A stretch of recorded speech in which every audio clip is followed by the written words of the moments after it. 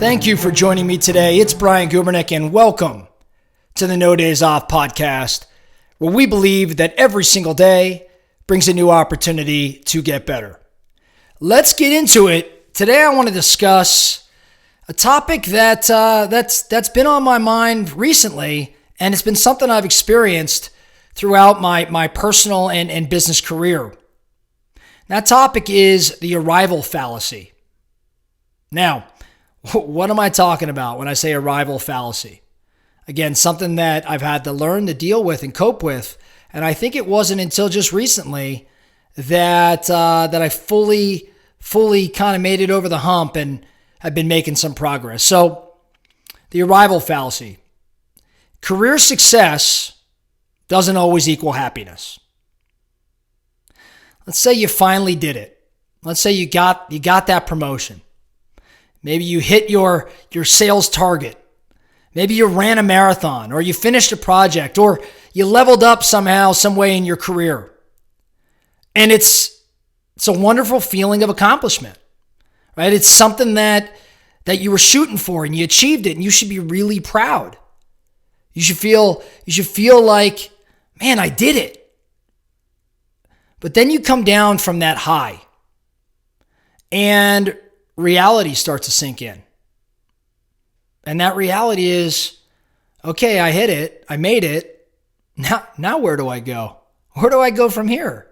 And you have this, hopelessness in a sense. Like your focus was on achieving the goal, hitting the objective. You get there, and now you're lost a little bit. That's the arrival fallacy. The idea that success, that achievement should bring you happiness. And while it does bring you happiness to some extent, it's temporary. Arrival fallacy is an illusion that once we get there, once we make it, once we attain our goal or reach our destination, that we're going to have this lasting happiness. That comes from a gentleman named Tal Ben-Shahar. He's the Harvard psychologist that is credited with coining the term, the arrival fallacy. And what Ben-Shahar wants to kind of uncover is the problem is that achievement doesn't equal happiness. At least it doesn't equal happiness over the long term. But it's not a message that most of us are familiar with. In fact, it's almost kind of the opposite of the American dream in a sense.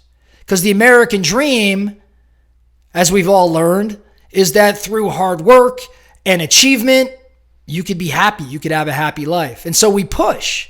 We push ourselves. We push our kids to be the best, to become the team captain, to be the first chair in the orchestra, to be the student body president. And it's because we want them to be successful. We want them to be happy. And it's funny, but we have experiences around this. We achieve our goals. We're not necessarily happy, yet we think maybe it'll work for them.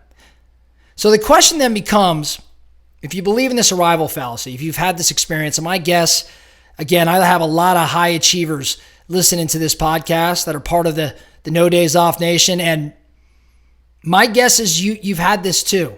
So what do we do about it? Me personally, the advice I've always received around this is always something like, well, you've got to enjoy the journey. You've got to appreciate the journey. It's not about the achievement. It's the path. And, I've heard that time and time again, but I'm like, what does that even mean? Enjoy the journey. I get conceptually what it means to enjoy the journey, but why is that better than achieving the objective?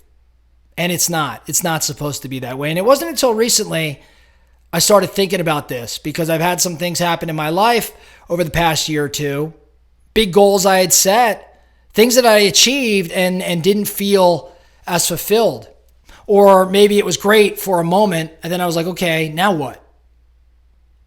So counteracting the effects of the arrival fallacy, in my opinion, involve adopting a more balanced and mindful approach, specifically to goal setting and to personal satisfaction. So here's a few things, really 5 things that I've done to counteract this arrival fallacy.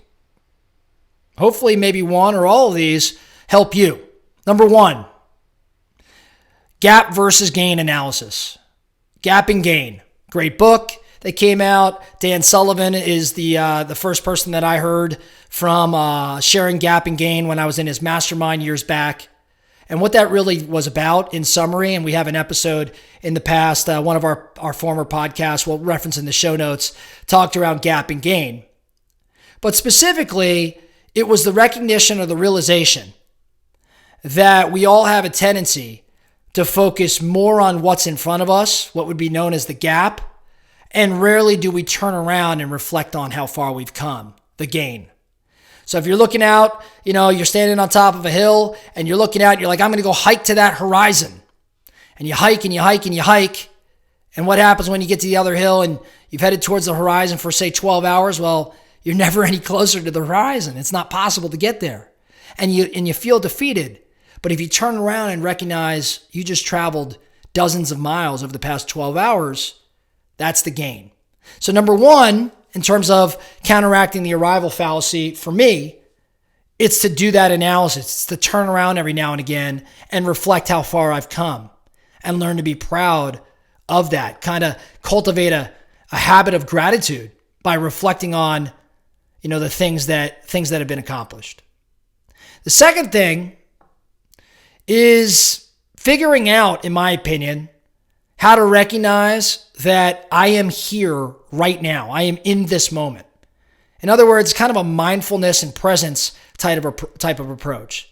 In other words, like for me, it's like stop being so future focused, pause and reflect and recognize I am here right now. So for me, I've had to embrace some mindfulness practices to encourage me to be kind of more fully present in the daily experiences, the journey, right? The daily experiences. And so if I engage with the here and now, I get a greater sense of fulfillment. So mindfulness, presence, and just recognizing I am right here. I am standing right here, right now. Third thing I'm thinking about as it pertains to counteracting the arrival fallacy. Setting process-oriented goals versus outcome-based or product-based goals. So instead of fixating on these outcome-based goals, which the arrival fallacy has a lot to do with, set up process-oriented goals. Process-oriented goals are goals focused on habits or actions or efforts that you can control on a daily basis. So for me, a shift in focus or a shift in perspective allows me to gain greater satisfaction in the daily experience.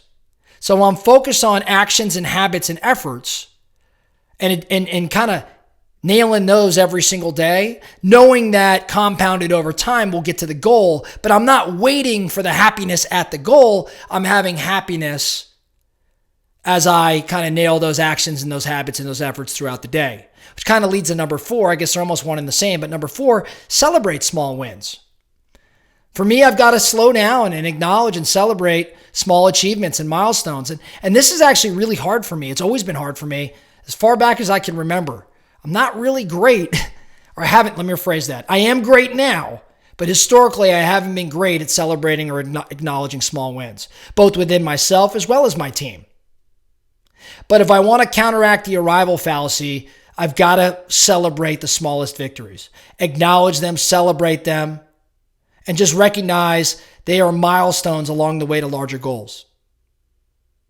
That recognition of progress boosts a sense of accomplishment, and that provides for happiness. And then lastly, and arguably the most important thing as it pertains to the arrival fallacy, I think that the arrival fallacy is stronger for me when I have a lesser sense of my broader life plan. When I don't know my broader life plan and where I want to go in not just work, but in life.